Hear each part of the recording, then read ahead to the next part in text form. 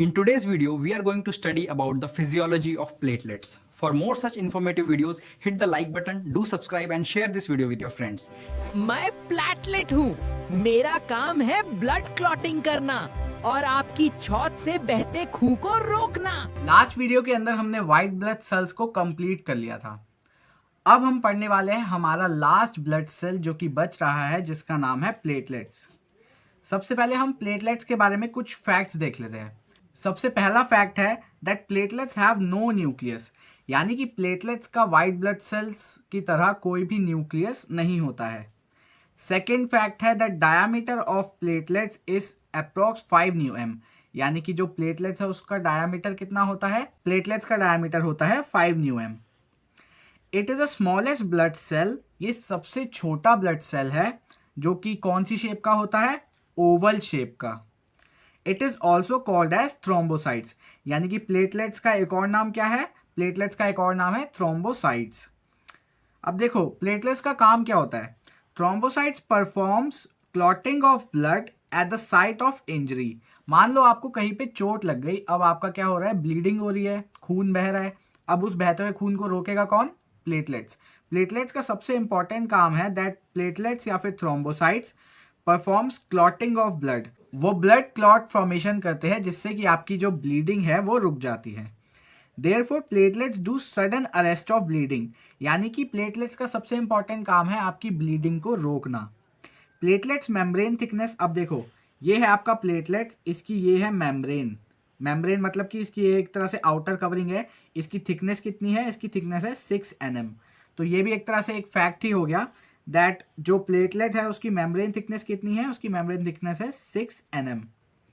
In platelets membrane there are various depressions like this. अब जो platelets की membrane है ना, उसमें ऐसे बहुत सारे आपको डिप्रेशंस देखने को मिल जाएंगे।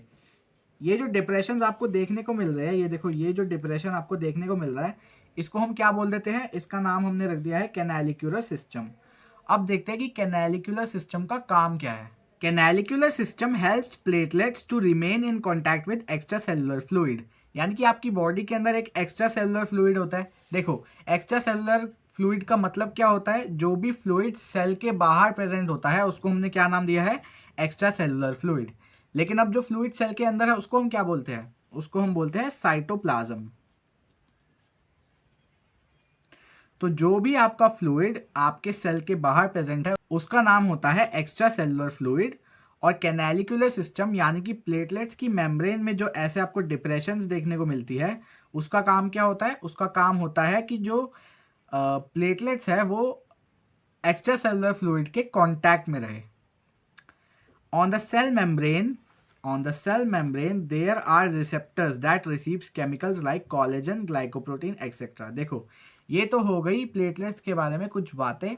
अब हम देखेंगे मेन फंक्शन ऑफ प्लेटलेट्स अपना कैसे परफॉर्म करता है, यानी कि हम देखेंगे जो प्लेटलेट्स है वो ब्लड क्लॉटिंग कैसे करता है।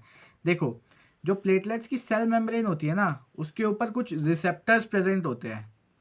अब ये जो रिसेप्टर्स होते हैं ये क्या करते हैं? रिसेप्टर्स का मतलब क्या होता है? Receptors are modified nerve endings. अब ये जो मॉडिफाइड नर्व एंडिंग्स होती है ना, ये स्टिमुलस को सेंस करती है, जिसकी मदद से हमारे काफ़ी सारे काम हो पाते हैं।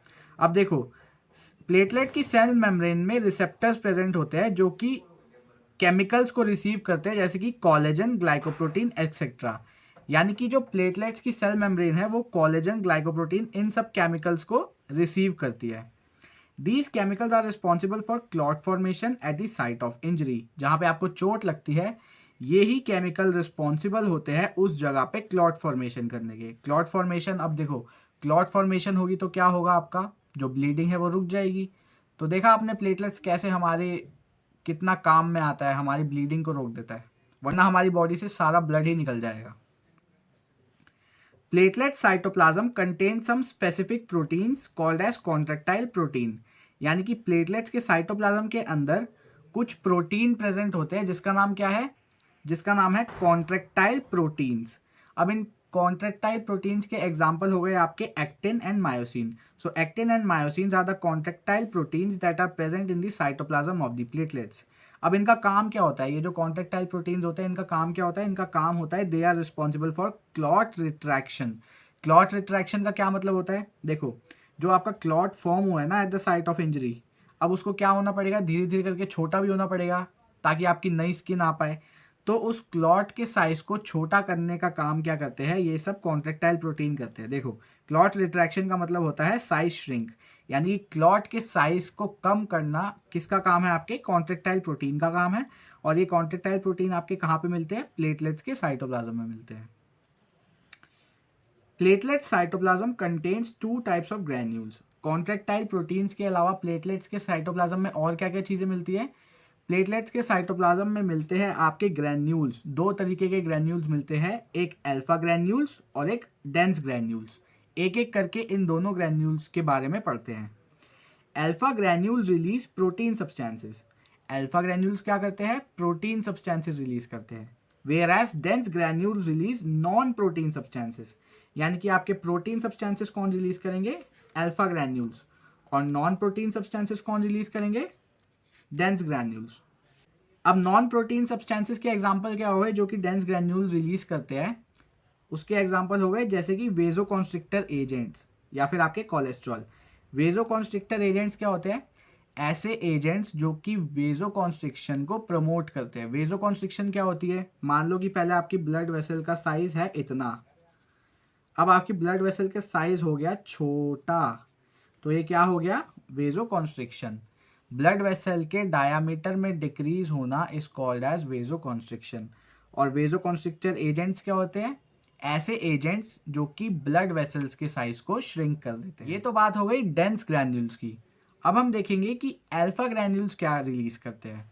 Protein substances release by alpha granules are called as clotting factors, यानी कि जो alpha granules protein substances release करते हैं उसको हमने क्या नाम दिया है, उसको हमने नाम दिया है clotting factors. PDGF, protein drive growth factor. PDGF की फुल फॉर्म क्या होती है, protein drive growth factor is also a protein release by alpha granules that promote repair and healing of injury. ये भी एक तरीके का प्रोटीन ही है, यानी कि पीडीजीएफ और प्रोटीन ड्राइव ग्रोथ फैक्टर एक तरीके का प्रोटीन है जो कि रिलीज होता है अल्फा ग्रैन्यूल्स के थ्रू, और इसका काम क्या होता है, it promote repair and healing of injury, यानी कि ये इंजरी के ठीक होने का काम करता है। अब हम नॉर्मल काउंट देख लेते हैं, यानी कि हमारी बॉडी के अंदर अप्रॉक्स कितने प्लेटलेट्स प्रेजेंट होते हैं। Normal count of platelets is approx 1.5 to 4.5 lakhs per cubic mm, यानी कि नॉर्मल कंडीशंस के अंदर हमारी बॉडी के अंदर 1.5 से 4.5 लाख प्लेटलेट्स मिलते हैं पर क्यूबिक mm। अब हम जैसे हमने वाइट ब्लड सेल्स की वेरिएशंस पढ़ी थी, इसकी भी कुछ वेरिएशंस होती है। सबसे पहले इसकी वेरिएशन है थ्रोम्बोसाइटोपिनिया, जिसका मतलब होता है प्लेटलेट्स की मात्रा कम होना बॉडी के अंदर, decrease in number of platelets than normal count. Normal count होता है आपका 1.5 से 4.5 लाख पर क्यूबिक mm। अगर आपकी बॉडी के अंदर 1.5 लाख से कम प्लेटलेट्स देखने को मिलेंगे तो उस कंडीशन को हम नाम दे देंगे थ्रोम्बोसाइटोपिनिया। अब थ्रोम्बोसाइटोपिनिया होता क्या है, यानी कि what are the causes for the thrombocytopenia, dengue fever या फिर टाइफॉइड फीवर। या तो आपको डेंगू फीवर है या फिर टाइफॉइड फीवर है तो आपको क्या होगा, थ्रोम्बोसाइटोपिनिया।